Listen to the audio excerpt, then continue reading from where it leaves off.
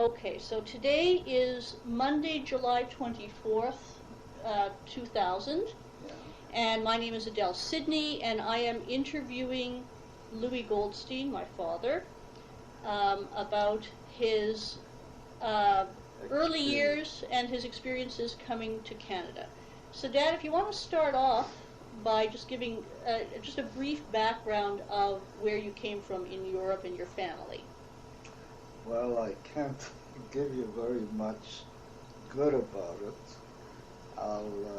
If you don't like what I say, you can tape it out. But I always said that my life started when I came to Canada. Before that, for some reason, my father passed away at a very early age. He was only 48, and I was much younger. And my experience in the old country is nothing to put on tape or even talk about too much. Where were you born? I was born in Usharot in 1921, and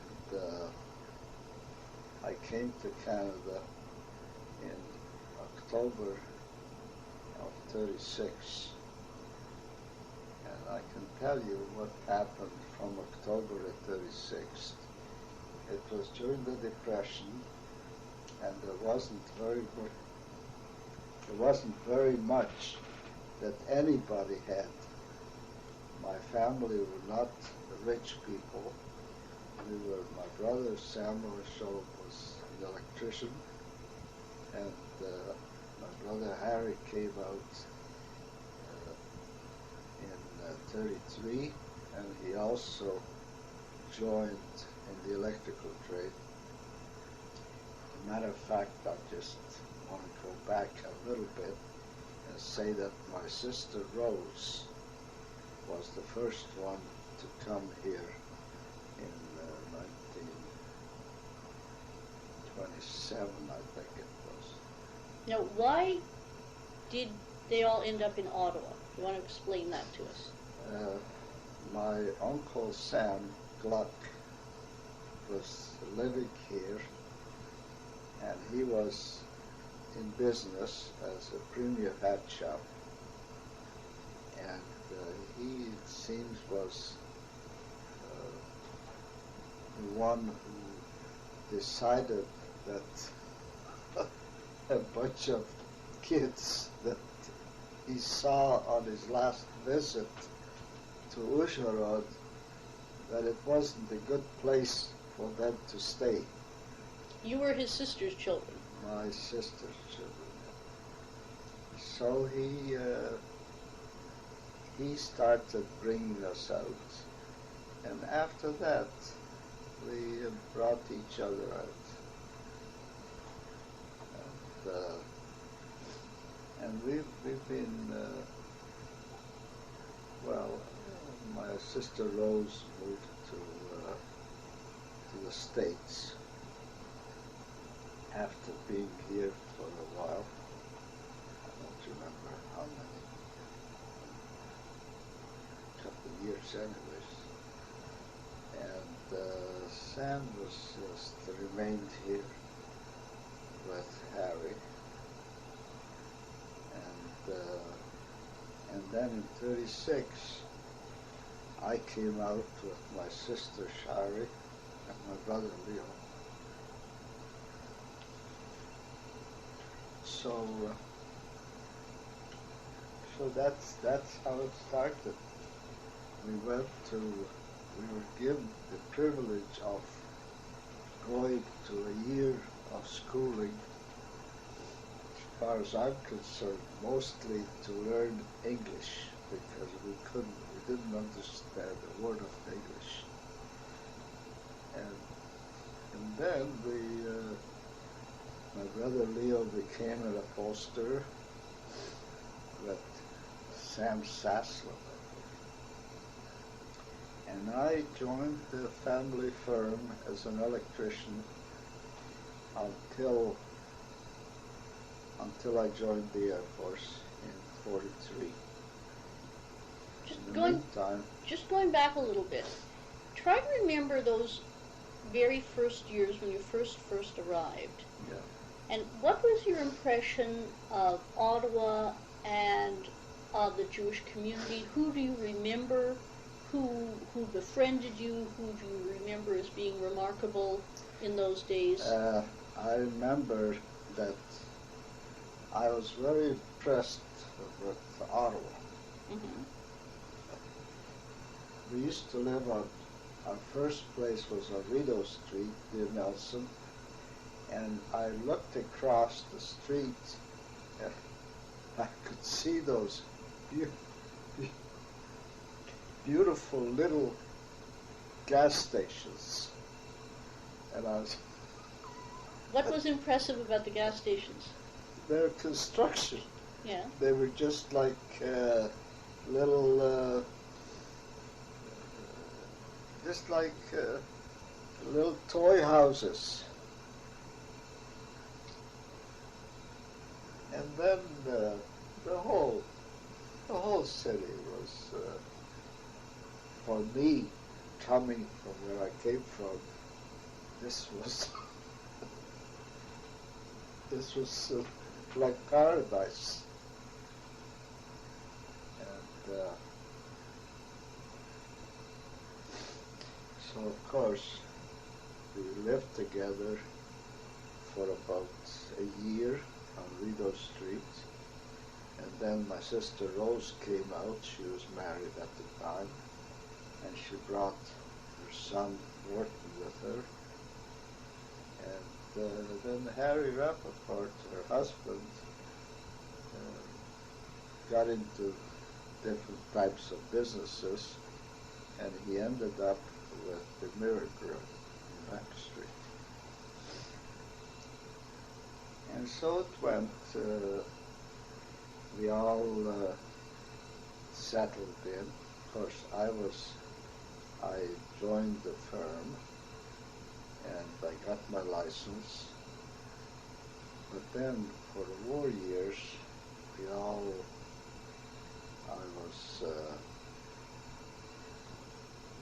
I joined the Air Force, and I was in the Air Force for how many? 36 months or so. And there I met my wife, Miriam, while I was stationed in Saskatoon, or Davidson, Saskatchewan. And we got married. And Miriam moved to Saskatoon, where she met some very nice people, including Louis Shore, who lived in Saskatoon at the time, and some other people, local people that lived there. Now you say you met your wife, but she wasn't living in Saskatchewan. How did you meet her? Well, that's another story. She was working in the RCAF in Ottawa. Medical section. In Ottawa. In the Air Force, yeah. And she came across my medical history. When I was at Camp Borden, I had my tonsils taken out. So she worked in that department, and she saw my name, and that's how it started. But you were just a stranger to her? Well, we weren't exactly acquainted. She knew of me because actually the first people that I met in Ottawa were Mr. Pleat and Jack Pleat, and he was in the insurance business. And also we met Mr. Gunner, who was in the usual Jewish business here, driving a horse and buggy and collecting schmutters.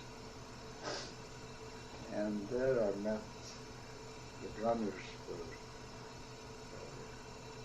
nice. They were nice. Oh, okay. Do you want me to put it in, or do you want to stop it for now? That's okay. What? I just saw in the paper, not on the Jewish Bulletin, I think, that Nellie Gunner passed away. Her name wasn't Gunner, of course. She was married in Montreal.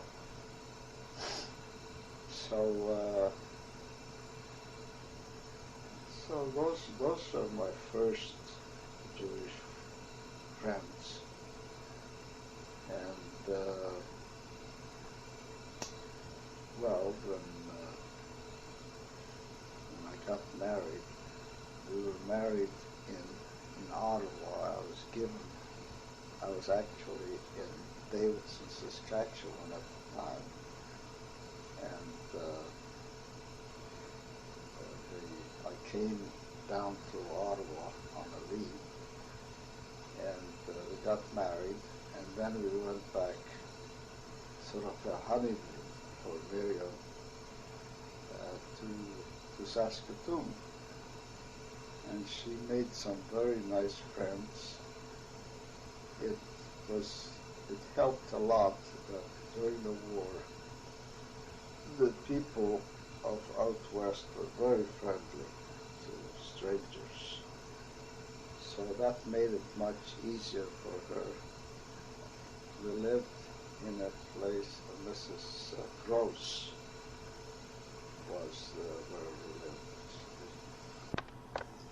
All right. Well, we lived very nice. We lived at the Grosses in Saskatoon, and we met her daughter Beulah, who still lives in Ottawa today.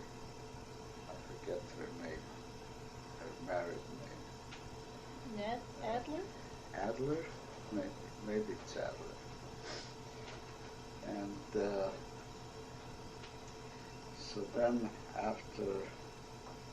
from there we moved to Yorkton, where we met some very fine people. It was a little town, but there was a lot of very nice Jewish people living there, and we had a lot of good times. And then my wife became pregnant, so she went back to Ottawa, and I went to Vancouver, where I found it very nice. I met some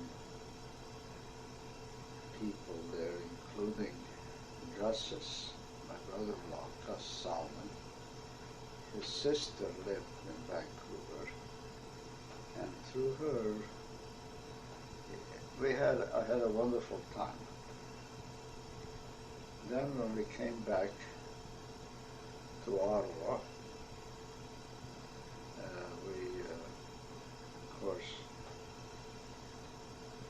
started out as a family, and we lived together on Percy Street with my brother-in-law and sister-in-law, Gus and Esther Salmon. Now, why did you live on Percy Street? Because that's how my mother-in-law helped us buy a duplex. So we had the upstairs, which was 2 floors, and so Gus was still in the Air Force, the Army overseas. So the two of us moved in. The 2 sisters moved into Percy Street, and we lived there for a while, a couple of years or so. And from there we went to St. Patrick. My mother-in-law had a double house there, and she was good enough to give us 1/2. So that's where we stayed until we were able to move to York Street. That was the Palaz. It was my mother-in-law's favorite place, York, 237 York. It was nice. I fixed the electricity a little bit. put a bit of heat in there and stuff. But it was good. The neighborhood was very, very nice because it was all Jewish people.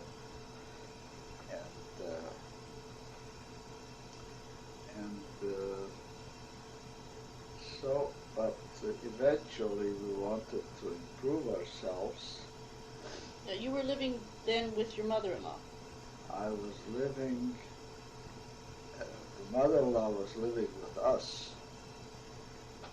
Actually, the father-in-law also lived with us, but he passed away, so she remained with us for a while. And then we all moved to 1064 Apollodor, where we accommodated the mother-in-law and made the dining room into a bedroom, and she stayed with us for a few years. And Apollodor was a lovely place. Our children were not all, actually. Who was born there? Just you? No? I was born in York Street. Oh, York Street, yeah. Anyways, all our kids got their upbringing at Apollodor, and from there they got married from there too. It was a wonderful experience. We were there for about 40 years. And then the place was getting a little too much for 2 old AKs. so you had to, there was a lot of stairs. So we decided to get an apartment, a condo. So after all these years, we moved near Mazike on Virginia Drive. We moved to a very nice 2-bedroom condo where everything was just perfect. Is this going to show up? Probably. We probably shouldn't be in the kitchen with the refrigerator, but all right, we'll cope. Anyways, it was a wonderful place. Unfortunately, paradise didn't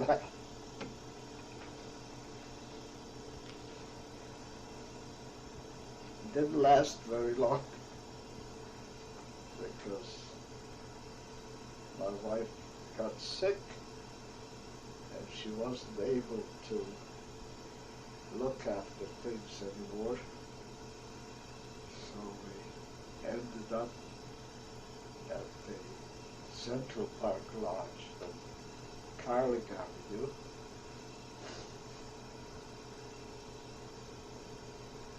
And that's it. That's where I love.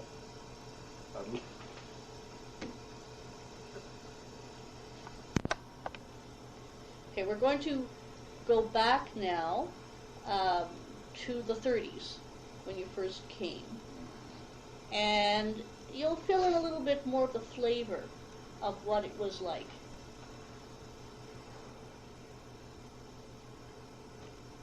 Now? Right now. Oh, well, I'll tell you, I can't say that my life was typical in, like I said at the beginning, my life started when I came to Canada. And it continued being wonderful because I've got I was got into my brother's hands. My brother Samuel and his wife Miriam, and I had an exceptionally good life. They treat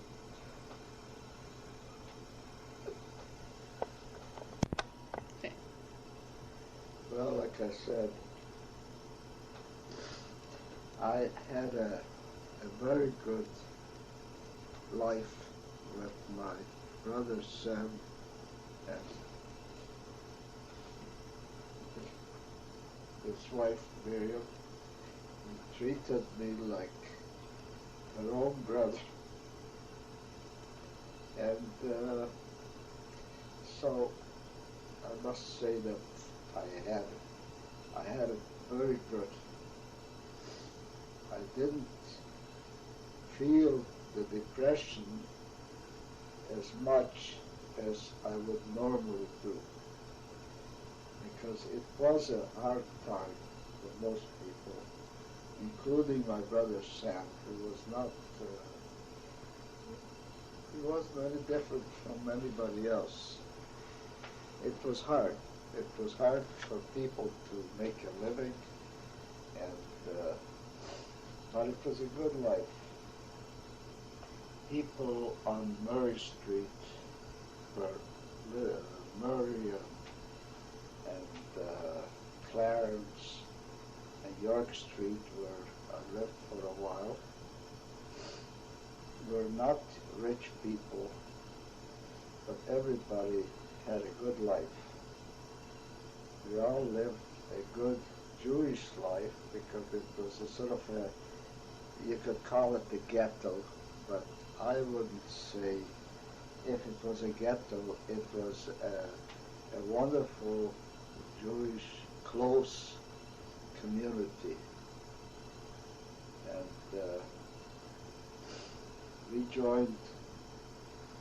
we lived on York Street, so we joined the Murray Street Synagogue, which was a very, very Jewish, it was a Jewish synagogue. You're talking now after you're married? You're talking now in the 40s? Oh, yeah. Yeah, okay. By the way, I forgot to mention that when we lived on Percy Street, we attended a very, very lovely little shul called the James Street Shul, which was, I was sorry to see it closed down, but we all had a very nice, close relationship with all the members there. And I bought my piece of plot, my piece of land from the James Street Shul, which I still have, and where my late wife is occupying the first half of the property of the lot. Let's go back a little bit and maybe give a little more detail. You're talking about, let's start with the time during the Depression when you were living with Sam and Miriam. What kinds of things did you do? What did you do in terms, how was the work situation, and what did you do for recreation? Who were friends, things like that? Well, the work situation was, we were, my brother Harry went to Sudbury because there wasn't very much to do here in Ottawa, but we somehow managed to, I wouldn't say get rich, but we managed to live through it. As far as recreation, I think most of the recreation came through the synagogues and the Jewish Community Center, which was just beginning to to develop. Our first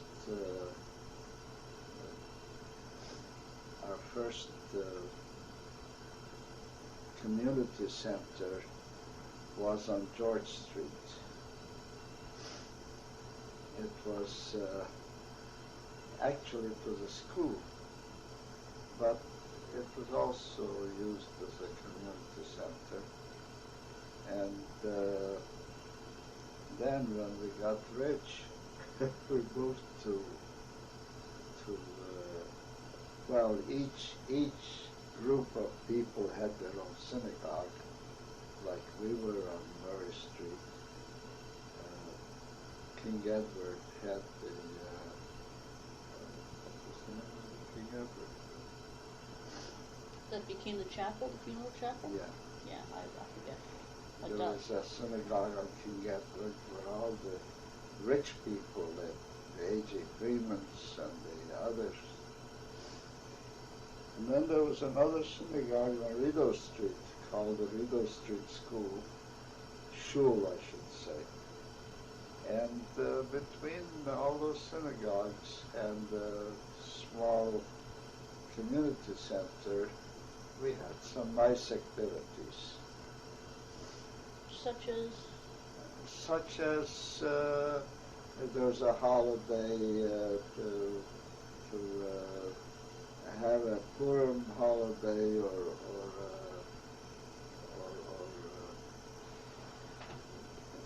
whatever holidays came along, it was celebrated together in these between the synagogues and the community center. It was a very satisfying way to live. You once told me about liking to go to some bridge and watch the sign. What was that? that was on Rideau Street before they built the new war memorial, and there was a sort of an overpass. And I used to love this was before the war yet. I used to love to go and stand on there, and there's a big Imperial Esso sign on corner Laurier and Nicholas. And there was it was a big neon sign with 3 stars and Esso Imperial, and it used to flash on. It was a big sign too, and I was fascinated by that. I used to stand there and watch that sign go on and on. Everything was fascinating because in the old country there was nothing. All I remember in the old country was, of course, there weren't any cars, or very, very few, but there was one gas pump, and it had to be filled with by hand. You know, they filled up a bubble on top, and then you let the gas down. This is how you filled up the few cars that we had. But so everything here was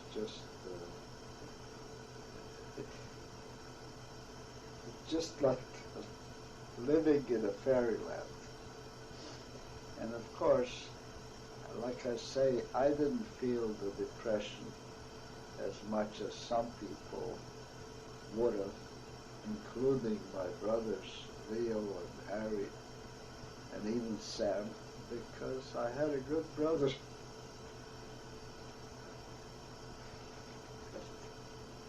I had a good sister-in-law who made it. She made sure that I didn't feel the bad times as much as North. Now you were a teenager. She was already in her 20s, a married woman.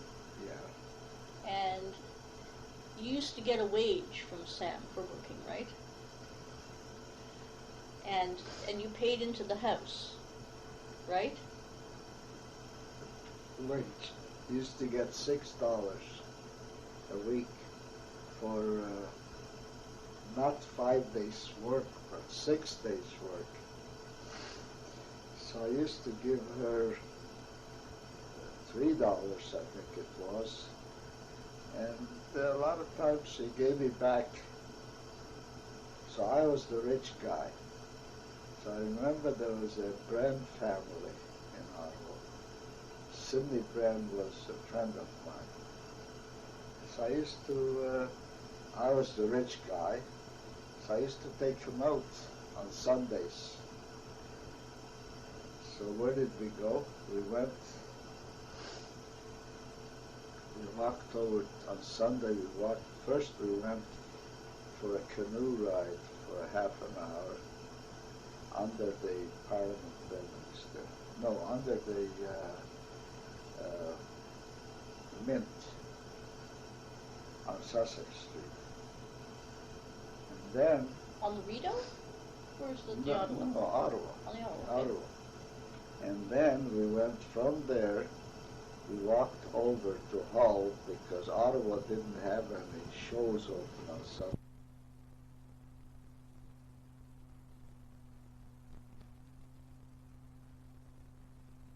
Okay, so you're talking about going out on a Sunday with Sidney Bren. You've been canoeing and you walk over to Hull to the show. To the show, Cartier, I think it was called. And from there, we walked over to corner. There was a nice restaurant on corner Bank and Sparks. I just can't remember the name, but it was, and we had supper there, the two of us, for the, listen to this, for the big, magnificent sum of $1, the two of us. So I was the big shot, of course, so I paid all those things for $1. Can you imagine that? He had even less than I had. So you can imagine that times were not so... this is how we spent our time. At night we used to go to each other's homes, and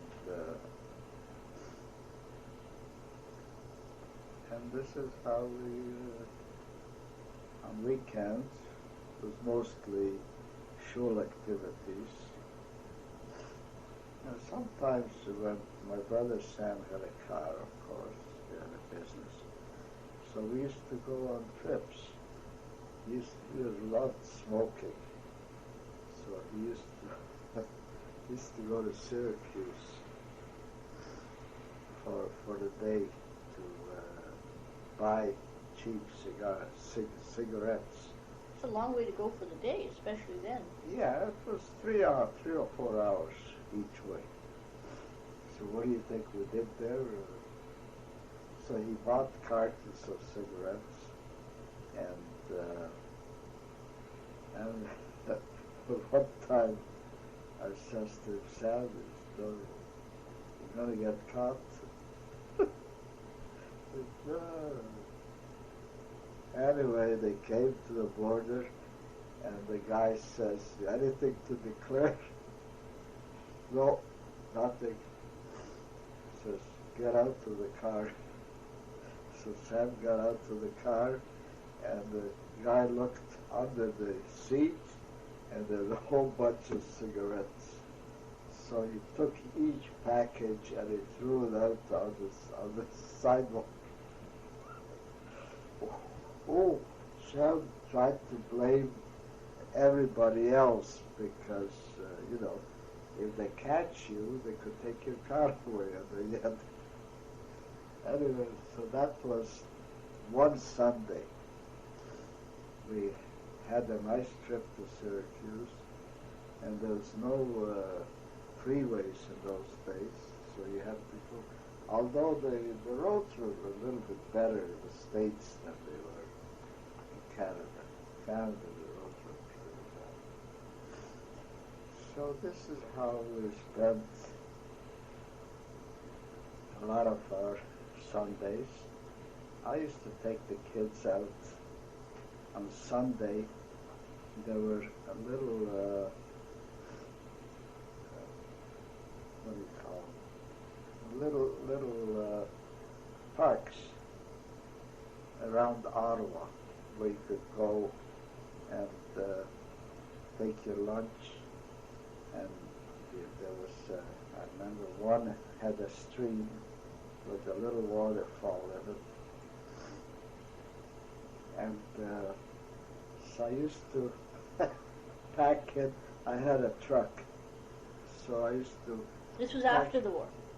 Oh yeah. Okay, I'm just trying to put it in time frame, yeah.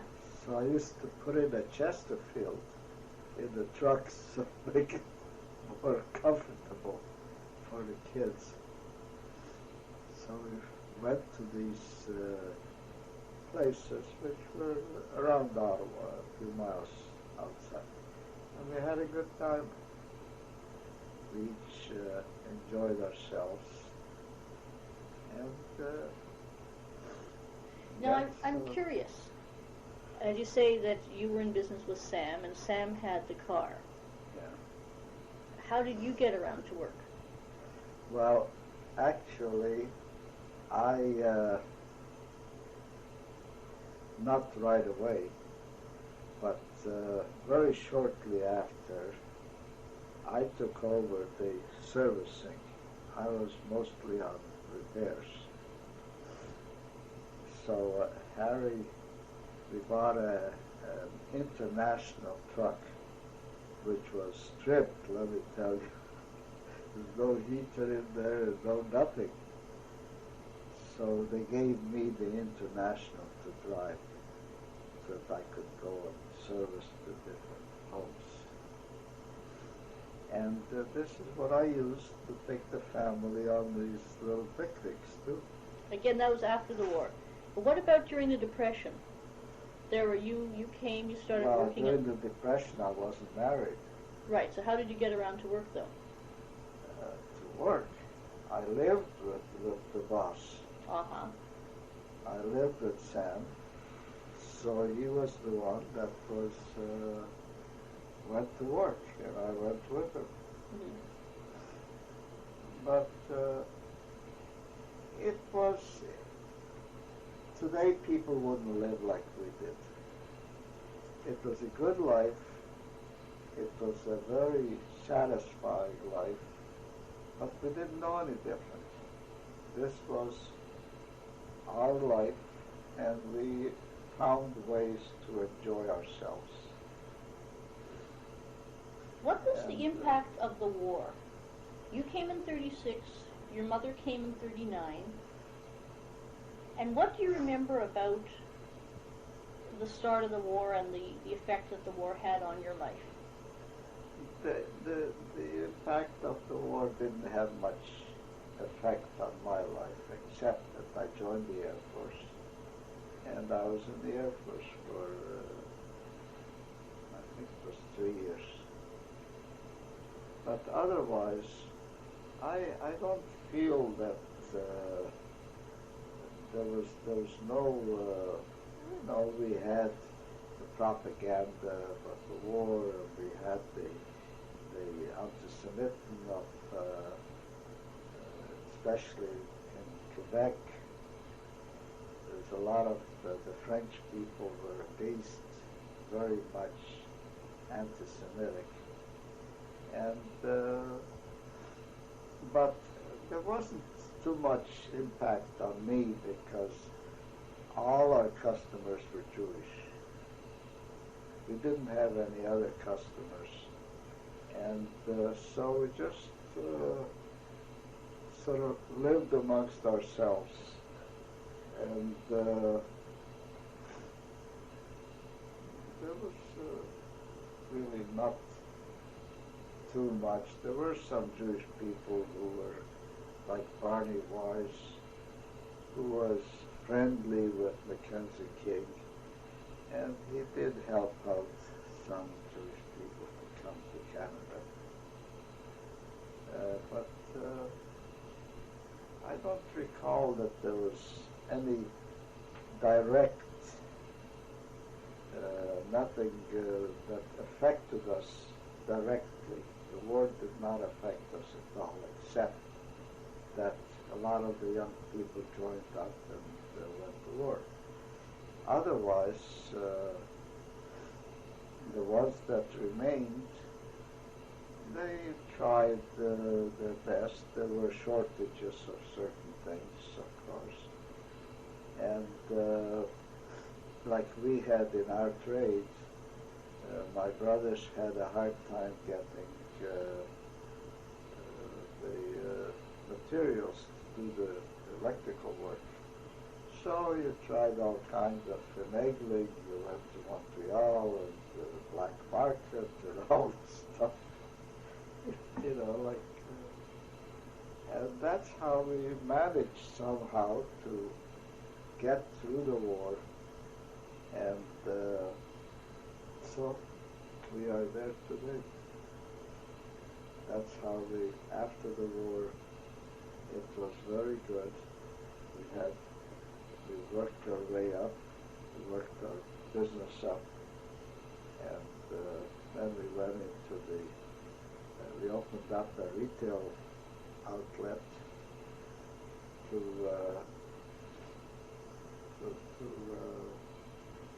you know, so people would know us better. And otherwise,